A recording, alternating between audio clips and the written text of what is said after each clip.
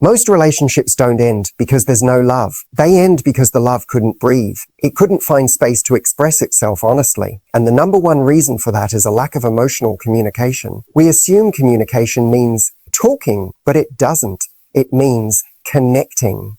It's connecting. And most people are talking at each other, not to each other. They're sharing facts, surface level thoughts, or passive aggressive hints, but they're not actually communicating how they feel. Why? Because it's uncomfortable. Because being honest means risking rejection, conflict, or even appearing needy. So instead we bottle things up. We wait. We hope the other person will notice our frustration. We give silent treatment. We drop hints. And when that doesn't work, we either explode or we disconnect.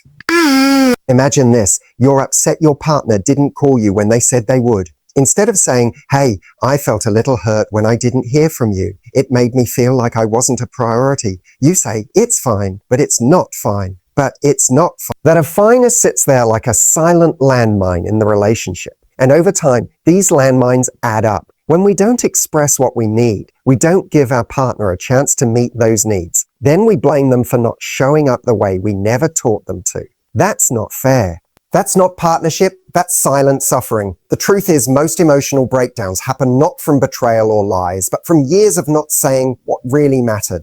Years of not feeling heard, of not feeling seen, of pretending everything's okay when it's not. You have to be able to say, this is what I need, without guilt. You have to be able to say, this hurt me, without being dramatic. Emotional communication isn't about being emotional. It's about being honest. It's about showing up with clarity and courage, even when it's hard. It's about giving your partner a clear map to love you better, not expecting them to navigate blindfolded. And by the way, this isn't just about speaking. It's about listening too. Because sometimes we're so focused on being understood that we forget to understand. Your partner also has fears, insecurities, and wounds. If they're brave enough to express them, you need to be brave enough to listen without judgment or defense. That's what emotional safety looks like. A healthy relationship isn't built on perfection. It's built on emotional truth, not games. Not guessing, just the courage to say, here's where I'm at. Where are you? That one simple exchange can save years of confusion and pain. So, if you want your relationship to last, don't wait for emotional communication to happen on its own. Create it, practice it, lead with it. Because love that can't speak can't survive. One of the most common reasons relationships fall apart isn't betrayal or a lack of love. It's the quiet, creeping disappointment that comes from expecting someone to be something they never promised to be. Unrealistic expectations are silent relationship killers. They're the invisible pressure we place on our partner to fulfill roles they didn't sign up for. Roles built not on who they are, but on who we imagined they'd be. Most of us walk into relationships with a mental script. We've built it over years through romantic comedies, social media highlight reels, or stories we created in our heads when we were younger. We imagine how love is supposed to look, feel, and unfold. And when reality doesn't match that fantasy, when the butterflies fade, or when our partner shows human flaws, we start to feel like something is wrong. But it's not always the relationship that's broken. Sometimes it's the expectation. Sometimes it's the... Think about how often we assign meaning to someone's behavior. If they really loved me, they just know what I need.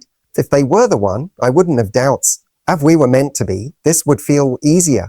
But those ideas are based on fiction.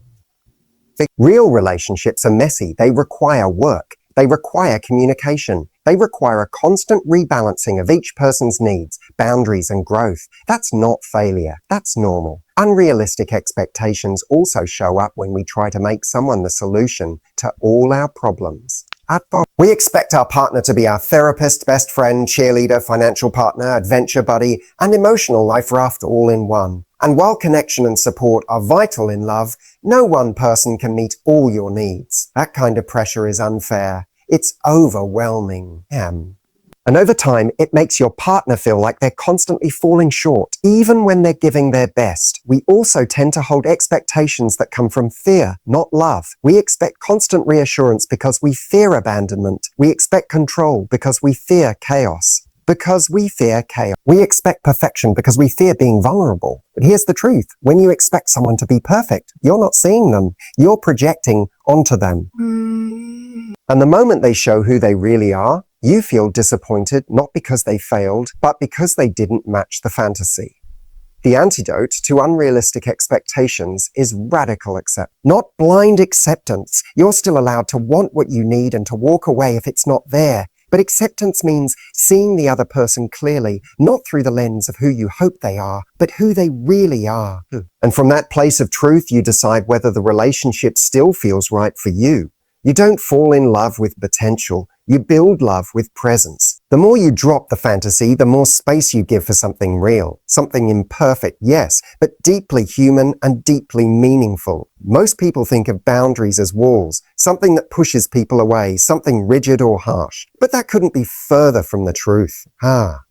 In reality, boundaries are the very thing that keep love healthy. They don't create distance, they create respect. They allow you to stay close to someone without losing yourself in the process. But so many relationships fail because one or both people never learned how to set those boundaries.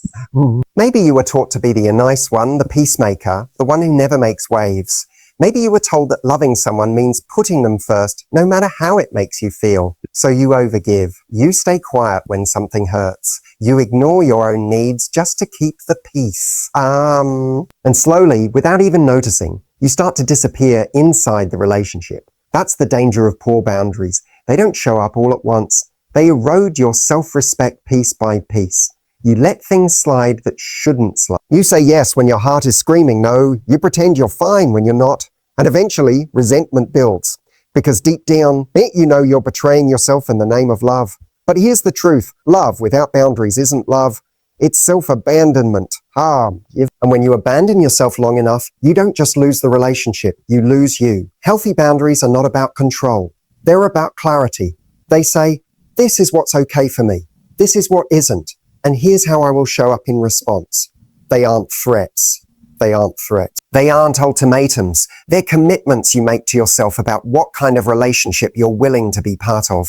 And they don't just protect you, they protect the relationship there. When both people feel safe to say no, to speak honestly, to take space when needed, and to stand up for what they believe in, something incredible happens. Trust builds. Not the kind of trust that's fragile and conditional, but the kind that's rooted in mutual respect. You know the other person isn't just there to please you or avoid conflict. They're there as a whole, empowered human being. Boundaries also teach people how to treat. If you constantly tolerate behavior that hurts you, you're unintentionally sending the message that it's acceptable. People don't always know where your line is until you show them. And that's not their fault. It's your responsibility. It's not easy to set boundaries if you've never done it before. At first, it may feel selfish, it may feel like rejection, but over time, you'll realize it's one of the most loving things you can do, not just for yourself, but for anyone who truly wants to love you back in a healthy way. Because at the end of the day, real love doesn't require you to shrink. It invites you to stand tall, to speak your truth, and to hold your worth even when it's hard. Vulnerability is one of the most misunderstood elements of a relationship. We think it means weakness, oversharing, or crying in front of someone.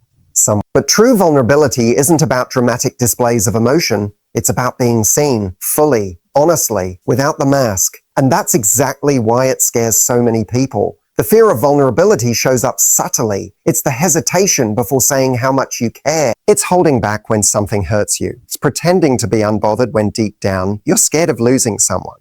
Most people don't avoid vulnerability because they don't want to connect. They avoid it because they're terrified of what might happen if they do. We fear that if someone sees our true self, the one with insecurities, doubts, messy emotions, and emotional scars, they might decide we're not enough. So we hide. We perform. We show the version of ourselves we think will be accepted. And maybe it works for a while. But deep connection can't grow where truth is absent. If someone only knows your surface, they can only love your surface. That's not intimacy. That's emotional acting. When you're not vulnerable, you might protect yourself from rejection, but you also protect yourself from being truly loved. You don't give the other person a chance to accept the real you. You don't give them the opportunity to say, I see you, and I'm still here. And that moment, that I see you and I choose you moment is the foundation of real emotional safety in a relationship. But make no mistake, vulnerability takes courage. It means taking the risk of being hurt. It means sharing how much you care when there's no guarantee the other person feels the same. It means saying, I'm struggling right now, when everything in you wants to appear strong and in control. It's not about oversharing or expecting others to fix you. It's about allowing someone into the parts of your world that you usually keep guarded. And when both people in a relationship are brave enough to do this, something powerful happens. Trust deepens. Compassion grows. Compassion grows. Misunderstandings shrink. You stop guessing what the other person is feeling because they tell you. You stop building walls because you realize you're safer without them than behind them. Fear of vulnerability is human, but if left unchecked, it becomes a barrier to the very connection we're all longing for. No meaningful relationship exists without it. And if you want love to last, you have to be willing to take the armor off, because the strongest relationships aren't built between perfect people. They're built between people who are brave enough to be imperfect together. One of the most common but overlooked reasons relationships fail is the quiet decision to avoid hard conversation. At first, it feels like the kind thing to do, to let things slide, to keep the peace, to not make a big deal out of something. But what starts as avoidance often becomes disconnection. Because every time you don't say what needs to be said, you create distance, not closeness. Think about the times you bit your tongue when something upset you.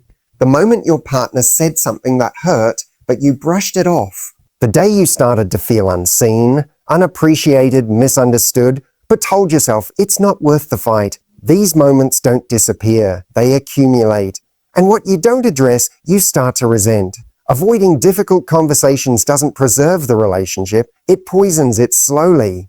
You begin to internalize the frustration, and the longer it sits inside, the harder it becomes to express. By the time it does come out, it's not a calm, constructive conversation. It's an emotional explosion. Or worse, silence, emotional shutdown, detachment. What most people don't realize is that discomfort in conversation is not the enemy. In fact, it's a sign of intimacy. If a relationship is real, there will be friction. Why? Because you are two different people with different past triggers, needs, and communication styles. And communication style. The goal isn't to avoid conflict. It's to handle it with respect. And that starts by having the conversations that scare you. The fear is understandable. You're afraid of being misunderstood, rejected, starting a fight, or hurting the other person. But silence doesn't protect the relationship. It protects your comfort, and at the cost of genuine connection. Real love requires honesty even when it's messy, even when it's awkward, even when your voice shakes while you speak. The truth is, every hard conversation is a chance to build deeper understanding. When approached with calm, curiosity, and care, these moments don't drive people apart. They bring them closer. You get to learn how your partner thinks. You get to teach them how you feel. You co-create solutions instead of assuming the worst. The couples who last aren't the ones who never argue. They're the ones who lean into communication instead of away from it. They've learned that silence breeds assumptions and assumptions breed distance. They make it safe to speak even when it's hard. If something matters to you, if it's hurting you, confusing you, or lingering in your heart, it's worth discussing. And if you're with someone who values growth and connection, they'll want to understand. They may not agree, but they'll listen. And in that listening, trust is built. So don't be afraid of the difficult conversations. Be more afraid of what happens when you never have them. Because love doesn't die in one dramatic moment. It fades in the spaces where truth was never spoken. Relationships don't fail because two people stopped loving each other. They often fail because one or both people stopped growing. When we neglect our own self-growth, we stop showing up fully in the relationship.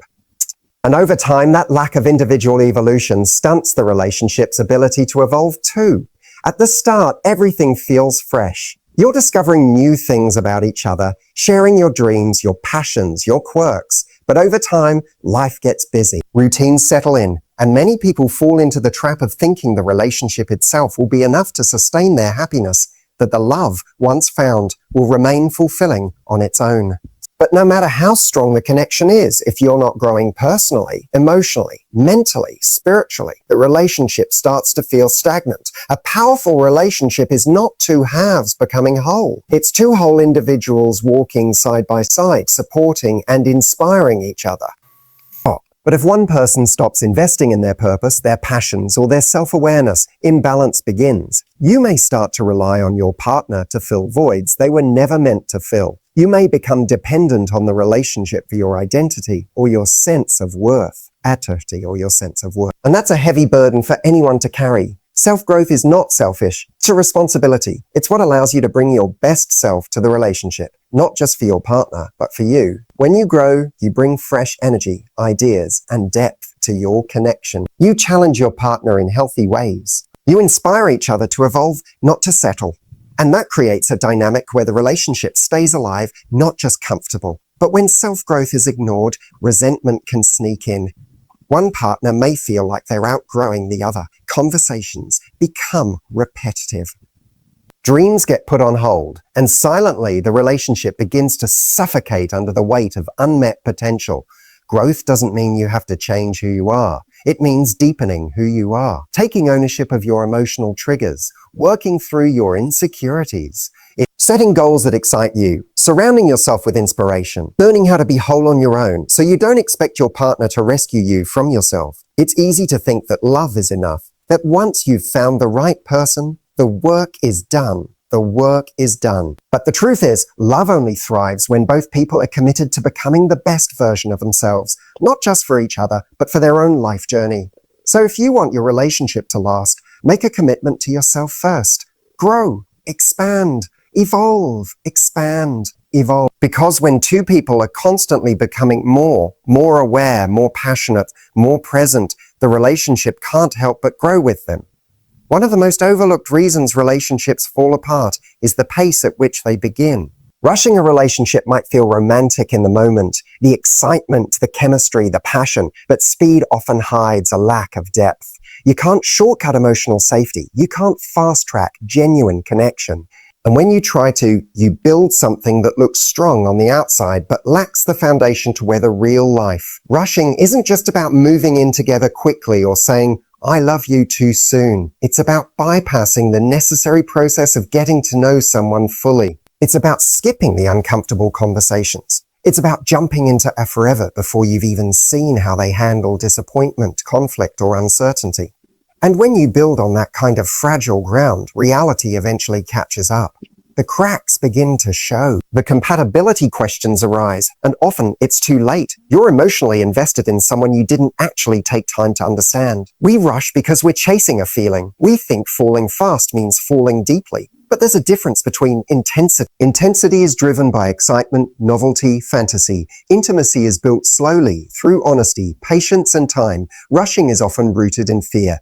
Fear of being alone, fear of losing someone, fear that if we don't lock it in now, we might miss our chance. But a relationship built on fear doesn't create security. It creates emotional urgency. And urgency leads to poor decisions. When you take your time, you give space for reality to show itself. You observe how someone handles stress, how they speak about others. Whether their words align with their actions, you don't fall in love with their potential. You learn to love them as they are, and you allow them to do the same for you. A rushed relationship doesn't allow for boundaries to be tested, communication to be refined, or values to be truly aligned. You might think you know someone inside a few weeks, but connection is layered. People show different sides of themselves over time. And only time can reveal whether you're building something healthy or just something emotionally addictive. Taking it slow doesn't mean dragging your feet. It means being intentional. It means choosing clarity over chemistry alone. It means being okay with a little uncertainty in order to gain long-term stability. The right relationship won't fall apart because you're pacing it. In fact, if it does, it probably wasn't right to begin with. So resist the temptation to race to the finish line. Love isn't a race, it's a journey. And when you slow down, you don't lose momentum, you gain understanding. Because when two people truly take the time to know, respect, and appreciate each other, the relationship doesn't just start strong, it stays strong. Every person enters a relationship carrying something from their past. It could be an old heartbreak, a betrayal, a childhood wound, or simply a belief about love shaped by what they've seen and experienced. That's not the problem. The real issue begins when that emotional baggage is unacknowledged and unresolved, yet brought into a new relationship like invisible luggage that both people end up tripping over. What we don't heal, we repeat over and over again, maybe not with the same person, but with the same pattern. You might find yourself constantly anxious in relationships, not because your partner is giving you reasons to doubt them, but because your past taught you that love isn't safe. Or maybe you shut down emotionally, not because you don't care, but because at some point in your life, vulnerability was punished or ignored.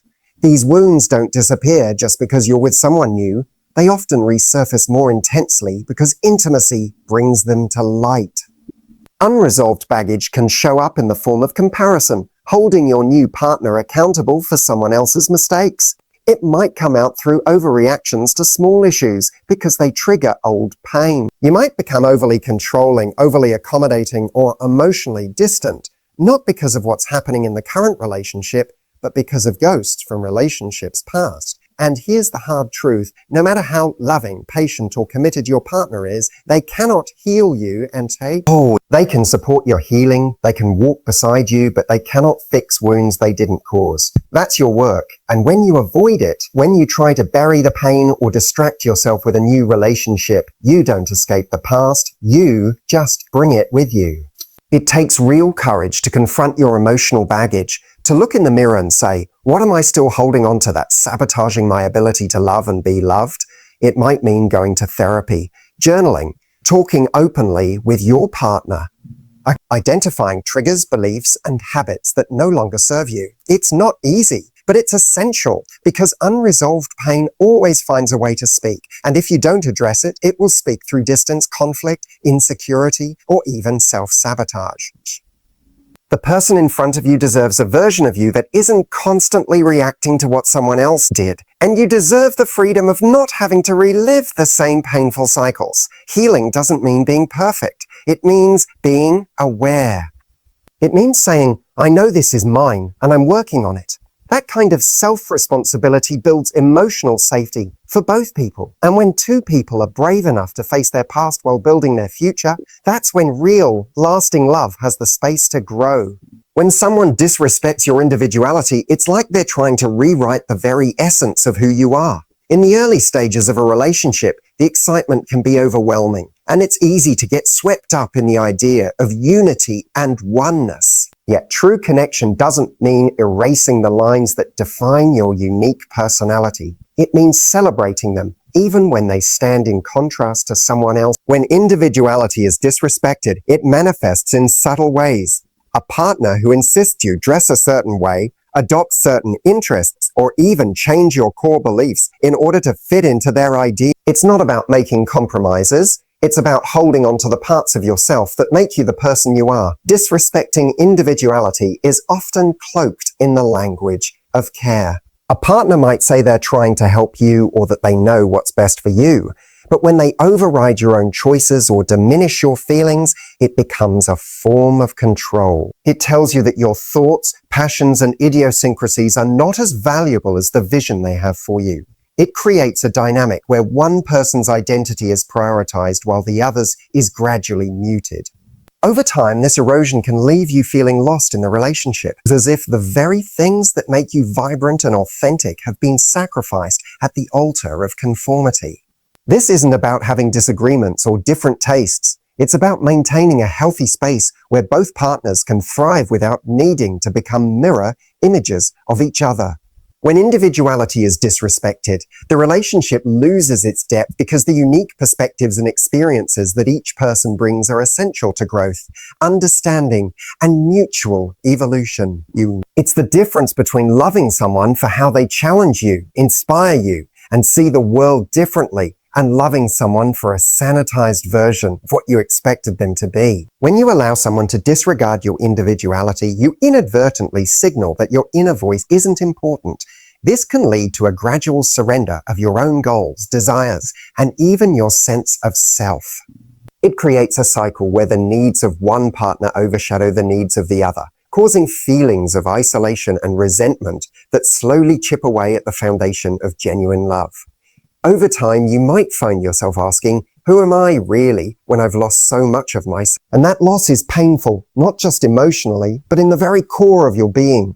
Honoring individuality means recognizing that every person is a complete and evolving universe of thoughts, emotions, and dreams. A relationship flourishes when both partners are free to express their true selves, even if that means occasionally disagreeing or exploring different paths. Embracing individuality is an act of self-respect and mutual respect. It acknowledges that true intimacy is built on the richness of two distinct lives intertwining, rather than blending into one indistinguishable whole.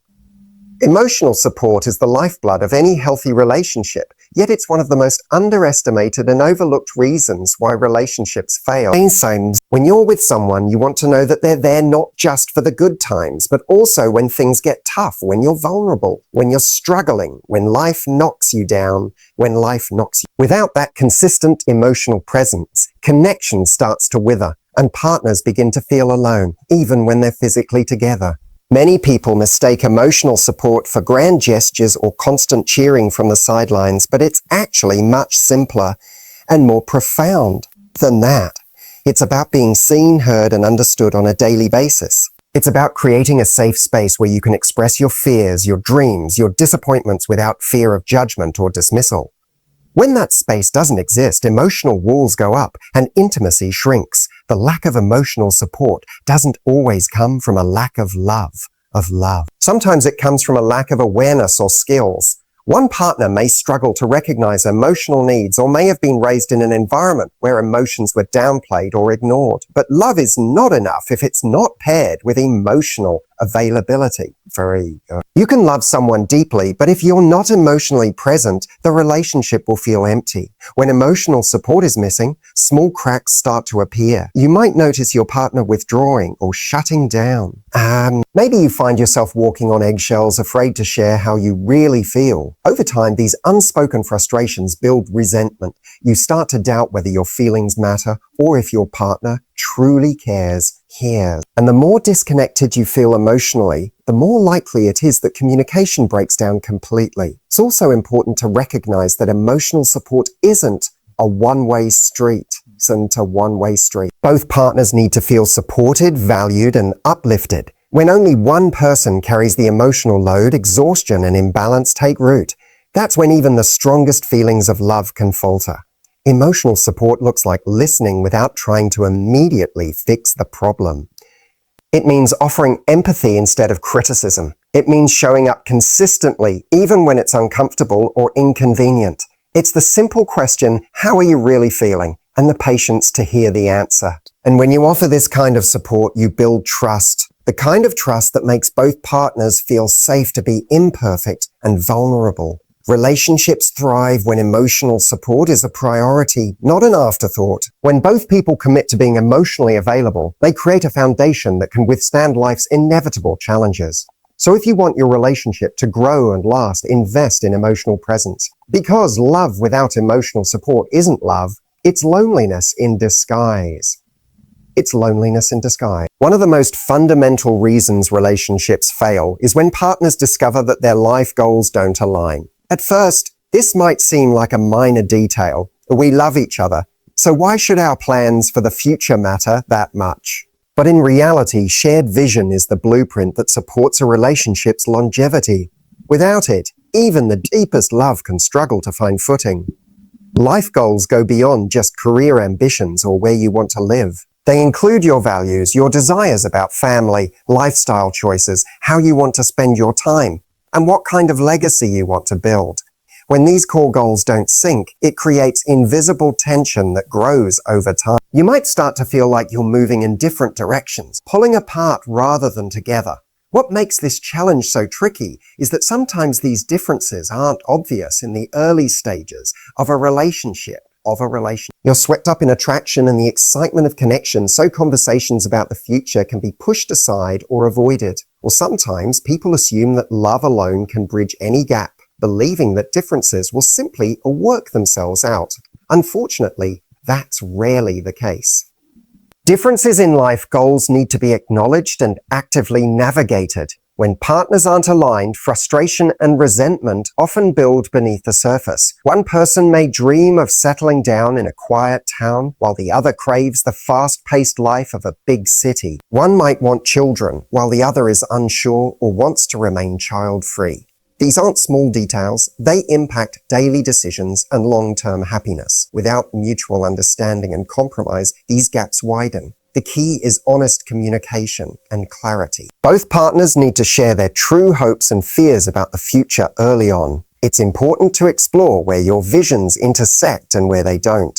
Sometimes, differences can be complementary, creating a rich dynamic where each person learns and grows. Other times, they are fundamental and non-negotiable, meaning the relationship may not be sustainable without significant adjustment. Navigating different life goals requires respect and empathy. It's about listening without judgment and trying to understand why your partner holds their vision so deeply. Sometimes it means making compromises or finding creative solutions that honor both perspectives. But compromise works only when both people feel heard and valued, not when one person gives up their dreams to please the other. Ultimately, relationships are partnerships. They require alignment, not only in love, but in the paths you're building together. When life goals don't match, it's a warning sign, not necessarily of failure, but of the need for deeper conversation and thoughtful decision-making. Choosing to face this challenge head-on is a mark of maturity and respect for yourself and your partner. It's better to recognize these differences early rather than bury them and hope love will cover the cracks. Because love without a shared vision can become a painful struggle, but love with aligned goals can create a powerful, lasting foundation where both people thrive side by side. Trust is the invisible glue that holds any relationship together, yet it is also one of the most fragile elements. Without trust, even the strongest feelings of love can feel shaky, uncertain, and vulnerable to collapse.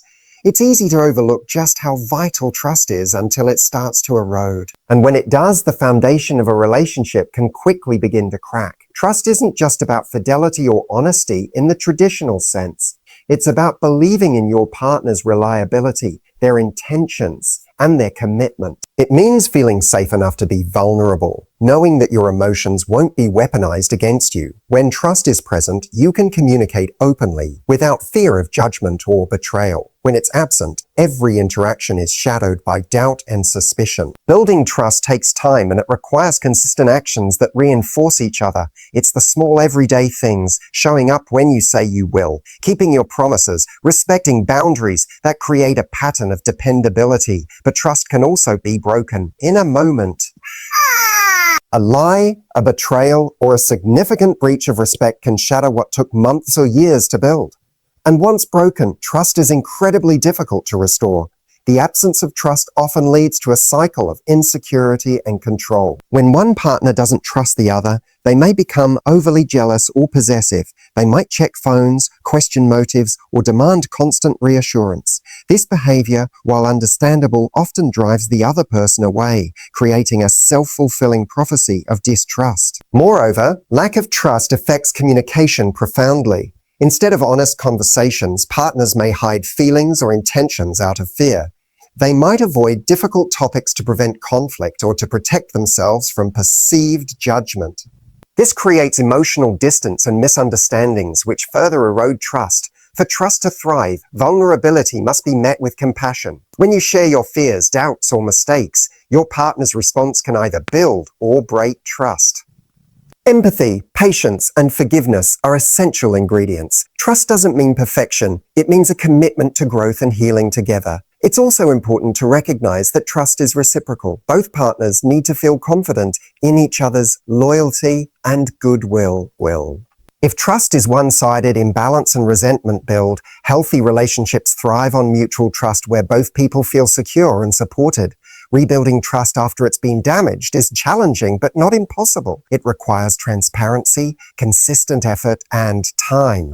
And both partners must be willing to acknowledge the hurt and actively work to create a new foundation of trust. Without this willingness, the relationship risks stagnation or eventual breakdown. Ultimately, trust is the soil in which love grows. Without it, love struggles to take root and flourish. Never.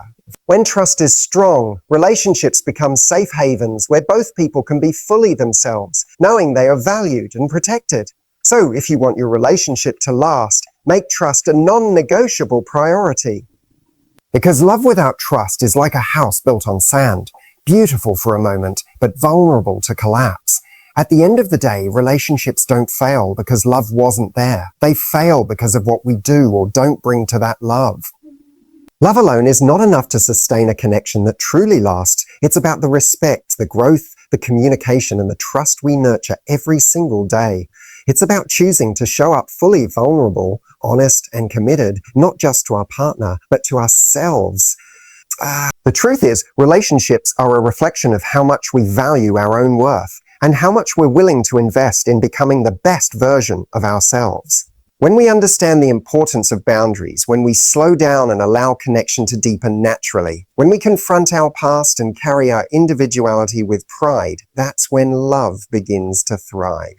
When we align our goals, support each other emotionally, and build trust with consistency, we create a partnership that's not just surviving, but flourishing. So if you've experienced pain, disappointment, or confusion in love, don't see it as failure. See it as a signal, a chance to learn, to grow, and to raise your standards, because the right relationship doesn't just happen, it's built. And that building process starts with you. When you commit to showing up authentically, communicating clearly, and loving yourself fiercely, you invite a love that's worthy of you. Steady, deep, and enduring. Remember, love is a journey, not a destination. It requires patience, courage, and intention. But when you invest in the right foundations, what you build can withstand anything life throws your way. So choose wisely, love deeply, and never settle for less than you deserve. That's the secret to why relationships succeed and why most fail. It's all in what we bring to love, not just what we hope to find.